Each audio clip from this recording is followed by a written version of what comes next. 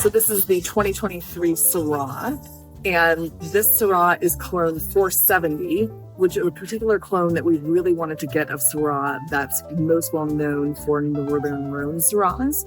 So it's got a lot of deeper, darker fruit, more minerality typically to the clone. And so we were hoping to do this in kind of a Cornas co-ferment style. This is 100% Syrah. Eventually we will try and do some experimentation with doing some co-ferment with Viognier. Which we are growing on property. But that will be a future vintage at some point. This is 100% Syrah, but clone 470. Obviously much darker than the other wine. It's like purple. Love it. Yeah, and it's crazy. Like the grape clusters themselves are like dark, just dark like color. purple. Yeah, like almost black. They're so dark. So I've always wanted to know, like with Syrah and blending with Viognier, because they just seem like opposites. Yeah.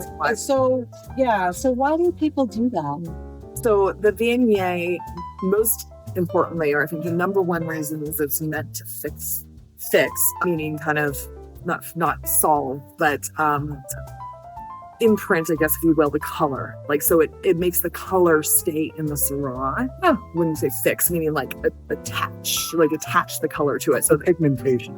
Co-pigmentation. It in essence makes the color of your Syrah brighter, more brilliant, almost gem-like, if you will. So that's reason number one. And then reason number two is Viognier is such a floral grape variety. It has a lot of aromatics that it just helps give that kind of like floral lifted.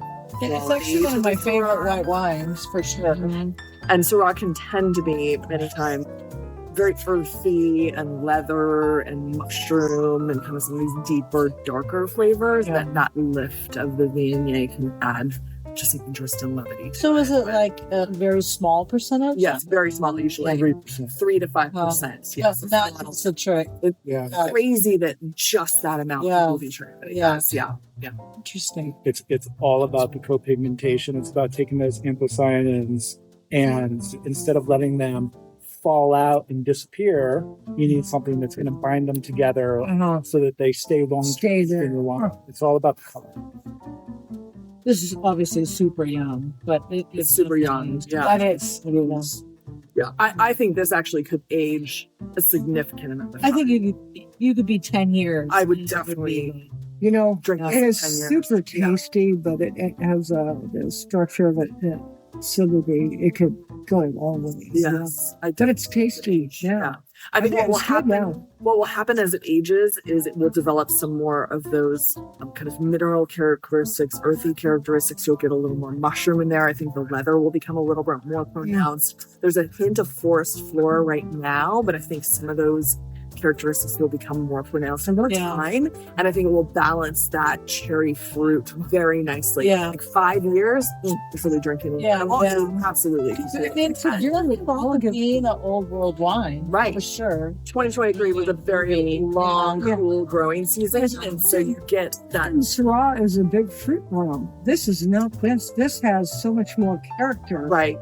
Yeah, with the long, cool growing season, you get a lot of the ripeness, but without the overbearing, jammy. Instead, it's just restrained. This is restrained already, but very fruit forward, like California should be, with a good mineral. And I think over the course of time, this is going to age to a lot of complex nuances. That's going to make it incredibly enjoyable.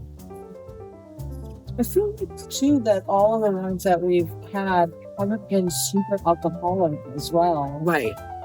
Yeah, we are trying to stay with a lower alcohol and be a little more restrained on that. I mean, not no alcohol, don't get me wrong. But flavor. We have some Welch's in the when you're in the 17.8 or whatever category, it ruins the flavor. Yeah, we like the alcohol to be in balance with the rest of the characteristics of the wine, and so we do shoot to pick a little bit earlier and have a little bit lower alcohols so that the wine can be in balance and harmonious, and it's not a hit you over the head wine by any means, but it definitely has the structure and complexity to hold up over time or hold up to a really great meal. Like this Syrah would go awesome with a really good grilled steak. Or I could actually see the Syrah going with some sort of mushroom risotto. Yeah, love that. salmons are very good. I'm sure your teeth are very purple right now. We gotta bring our toothbrush for that tasting. Purple tooth test.